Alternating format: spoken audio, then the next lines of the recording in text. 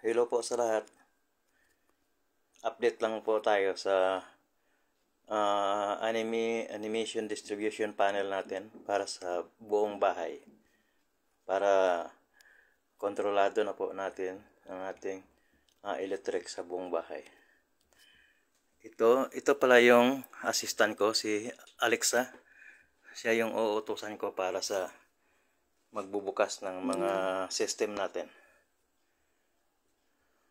Umpisa na po natin sa system number 1. Alexa, turn on room 1. Yan po. Yan ang room 1. Ang amperahe po na kaya niya ay abot po siya hanggang 20 ampere gamit yung itong magnetic contactor. Alexa, turn off room 1.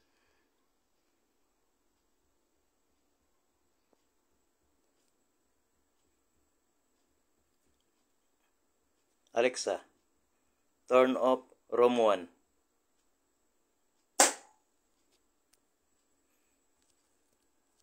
Alexa, how are you?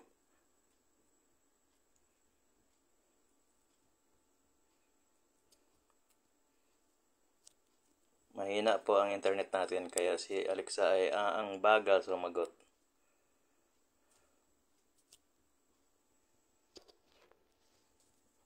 Pag nag-blow yan siya, ibig sabihin hinahagilap nga yung internet natin. Ngayon, okay na, nawala na yung kulay blue niya. Alexa, turn on room 2. I can't connect to the internet, so I can't access that device.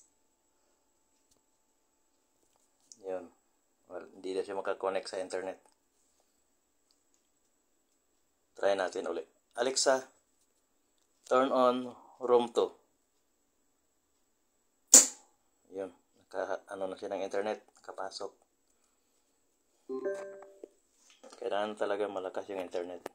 Pero pwede rin ito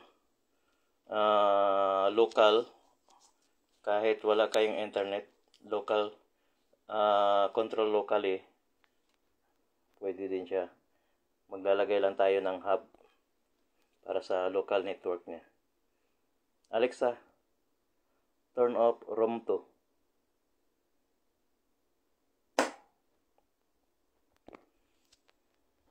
Ang pinangalan ko sa bawat device ito, room 1, room 2, room 3, room 4. Kaya alam na yan ng assistant natin.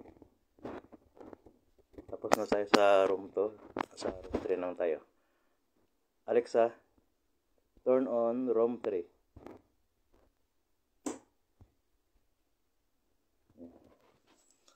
Habang blue pa ang kulay ng assistant natin, hindi mo pa pwede siyang i-command.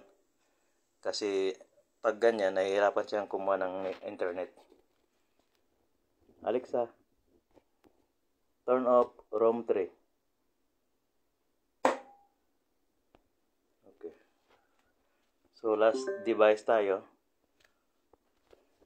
Ang nagko-control po sa ilaw na to, ito po, itong 1, 2, 3, 4 na magnetic contactor. At dumaan siya sa 4 na circuit breaker na to. Para wala, iwas po sa delikado. Alexa, turn on room 4.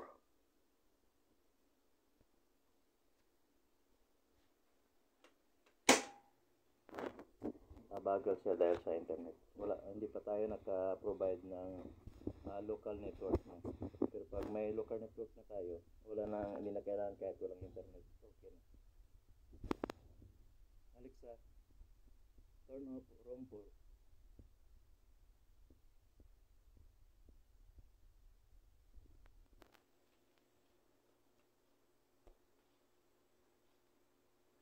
Tagal siya mag-response dahil sa internet. Sorry, I didn't find a group or device with that name. Hindi niya mag-gets yung word ko kasi nga wala na tayong ngipin, medyo bungal na. Ulitin natin ulit. Alexa,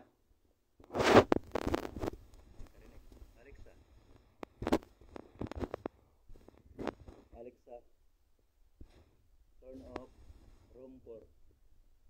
Sorry, I didn't find a group or device with that name. Alexa, turn off room 4. I can't connect to the internet, so I can't access that device. Pwede din natin siya i-manual. Pwede rin natin siyang lagyan ng switch manually. Kung wala tayong, kung dadaan ka sa pinto mo, pwede tayong maglagay ng mga switch na manual. Ito din, pwede mo rin siyang i-off dito. Yung 4 na hindi na-off ni Alexa dahil walang internet, pwede natin siya patayin dito. Yan. Ito rin, manual, number 1. Tapos, number 2, number 3, number 4. Dito nyo po makikita yung mga number. Yung, ano na to, itong 1, 2, 3, 4, yan po ang indication na gumagana yung ilaw natin. Example, pindutin ko yung 1. So, iilaw itong indicator na number 1. Yan. Gumagana din doon. I-off natin. I-on natin yung number 2. So, gumagana yung indicator number 2. Gumagana din yung pangalawang ilaw natin. Next, number, off muna natin. Sa 3, buhay yung indicator. Buhay din yung number 3 dito. Napapansin nyo, number 4 muna tayo. Off muna natin. So, number 4. Yan. Buhay yung number 4. Off natin. Kung napapansin nyo, bakit siya merong maingay na nag-click dahil po dito sa magnetic contactor na to.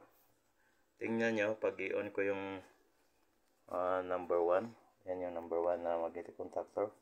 Pag i-on natin yan, itong itim na to, bababa yan para magkaroon siya ng contact. Yan, buhay siya. Off natin. Parehas yung lahat. Mula dito, sa magnetic contactor natin, diretso na yan dito sa load natin. Kung kahit anong gusto mong para sa, halimbawa itong device na to, control para dun sa irrigation mo, pag didilig ng mga halaman, naka-timer na po siya. Gagana lang siya, depende sa set ng timer mo. At ito, pwede sa aircon. Ito, depende sa iyo. Itong bawat device natin, ito, 4 branch lang siya. So, meron akong 8 branch. Hindi ko pa tapos. Yan lang po. Kahit wala kayong assistant, ito, pwede niyo kontrolin siya sa cellphone, voice command. Okay, thank you.